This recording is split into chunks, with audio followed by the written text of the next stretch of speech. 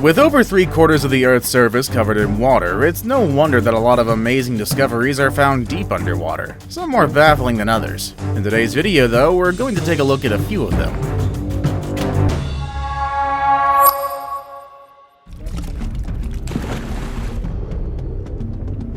In 1968, a diver off the coast of North Bimini Island, the Bahamas, discovered a series of stones 18 feet below the surface.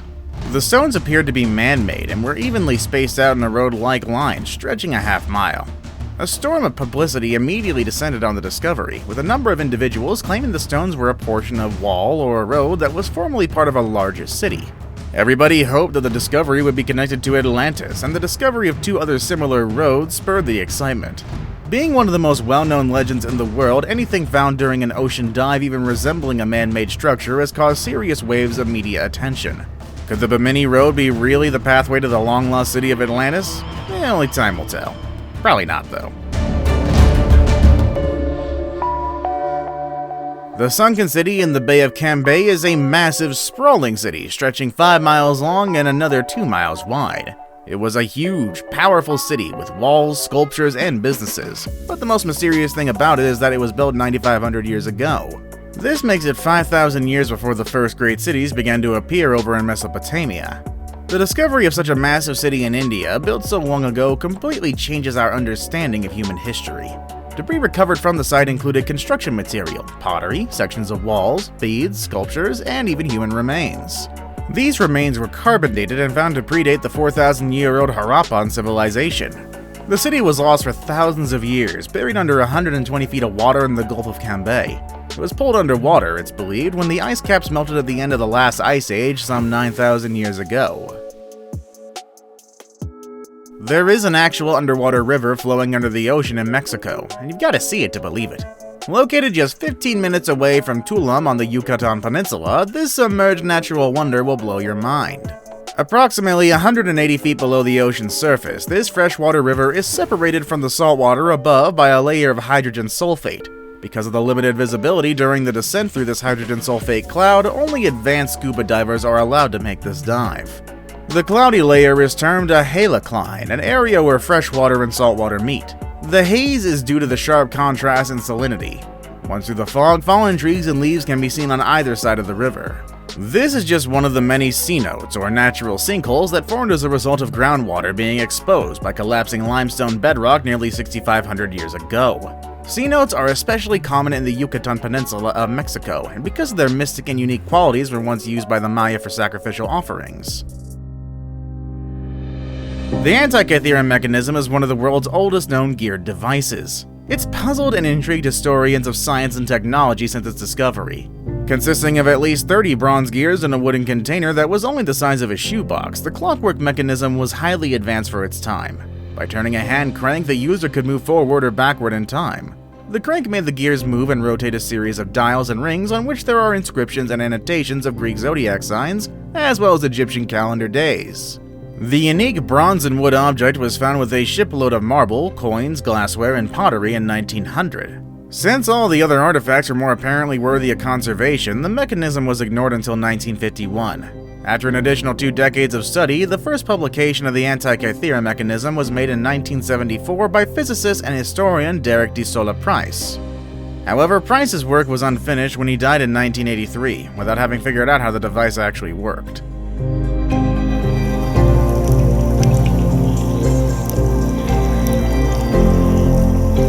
In the 1870s, a volcano near the Philippine island of Camiguin erupted and caused a cemetery along with the capital city surrounding it to sink below sea level.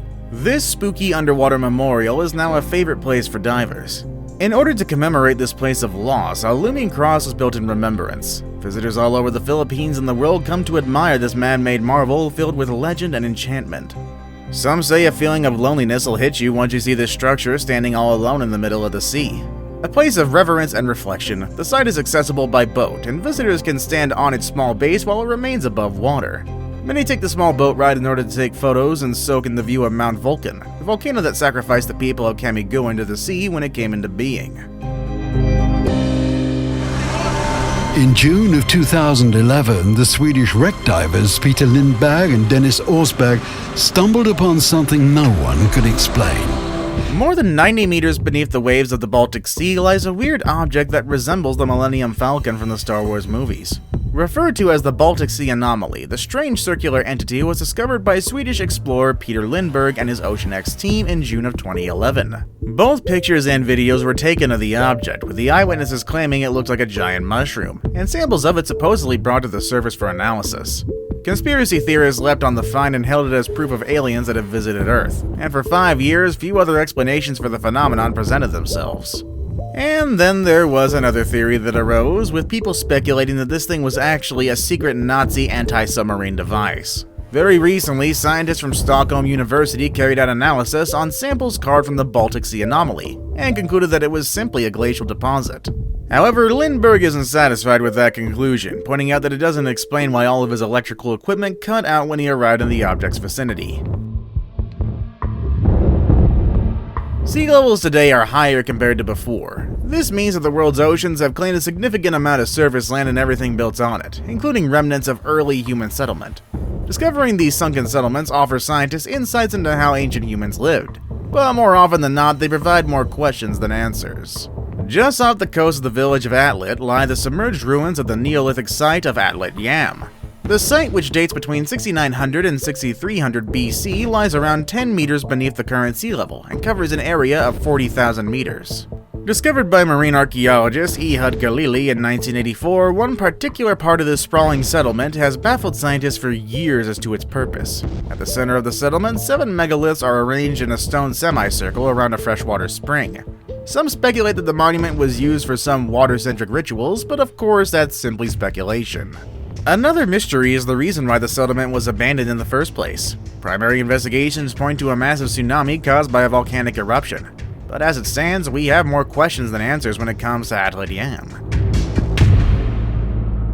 A bizarre sound was recorded on March 1, 1999 by the U.S. National Oceanic and Atmospheric Administration, or the NOAA. It was sufficiently loud to be heard over the entire equatorial Pacific Ocean autonomous hydrophone array for at least 3,000 miles. The unidentified sound lasted for about 15 seconds. Due to the uncertainty of the arrival azimuth, the point of origin could be between Bransfield Straits and Cape Adare. Many scientists speculate that the sound was caused by a giant Antarctic iceberg running into the sea floor. However, many are skeptical about the simple explanation. The main reason is that around the time of the sound's recording, NASA's 33A5 was able to capture photos that shows a giant shadow. This shadow was swaying through the southwest section of Cape Cadre. The photos are still classified, so you won't be able to find it anywhere. However, there are reports that the shadow was twice the size of the Empire State Building.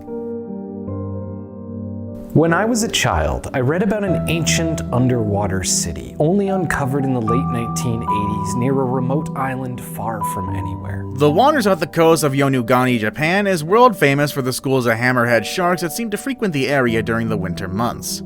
However, in 1987, when local scuba diving instructor and director of Yonaguni Cho Tourism Association, Kiichiro Aratake, discovered something underwater that was far more interesting than sharks, everything changed. Called the Yonaguni Monument, it's mostly composed of sandstone and mudstone, while various structures connect to the rock beneath them. The most prominent part of the monument is a giant slab of rock that's nearly 500 feet long, 130 feet wide, and 90 feet tall. It's hard to imagine divers missing this massive structure, given that it's located in a relatively shallow water, only about 16 feet deep. Although some people think that these rock formations are natural, what makes many people, which includes some scientists, believe that the monument is more than just a giant piece of rock underwater is the variety of details that point to human influence. There are what looks like a couple of pillars, a stone column, a wall that is 33 feet wide, a road, and even a star-shaped platform. Also known as Japanese Atlantis, the Yonaguni Monument is subject to continuous study and exploration, and it's only a matter of time before it reveals its secrets. Now it's time for the day's best pick.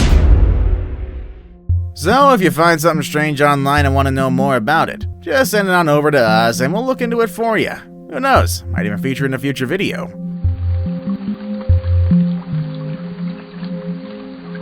Off the coast of Long Branch, New Jersey resides a mysterious wreck that has historians and enthusiasts puzzled as to its story. Lying in 90 feet of water are a pair of steam locomotives, which lay at the bottom of the sea for over 100 years before being discovered. When Divers first encountered this odd sight in the Atlantic. No one had a clue about the origin of this underwater train wreck site. The locomotives were discovered by diver Paul Helper while he was mapping the bottom of the ocean. He was using his magnetometer when all of a sudden he received two massive signals. He initially thought it was an unknown sunken ship, but was soon surprised with an even bigger mystery. Railroad aficionados excitedly examined photos, counting wheels and peering closely at the remains of smokestacks, all of which could offer vital details of the train's origins. But still, no one can figure out where the trains came from. The most widely accepted explanation is that the engines were being shipped from Boston to New York and were possibly pushed or washed overboard in the storm. Why the crew wouldn't have reported missing two steam locomotives once they made port is really anybody's guess. Probably so they wouldn't get disciplined. Know of any other awesome underwater discoveries? Well, let us know down below in the comments. Also make sure to check out the channel's other amazing content. As always, thank you all for watching, and I'll see you all next time. Later, everybody.